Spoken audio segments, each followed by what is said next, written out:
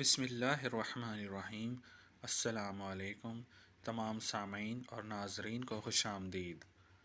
اصبحت فی امان اللہ و امسیت فی جوار اللہ۔ 100 بار صبح و شام جو اولاد آپ کی بات نہ مانے اور اس کو نیک بنانا ہو کہ وہ دین کی طرف راغب ہو، نماز پڑھے، روزہ رکھے اور دیگر عبادات میں شوق سے شامل ہو، تو ان کی سخت تصور کر کے ماں یا باپ یا کوئی بھی ان کا رشتہ دار کر سکتا ہے، سخت تصور کر کے اس کا 100 بار یہ پڑھنا ہے، انشاءاللہ تعالی وہ دین کی طرف راغب ہوں گے۔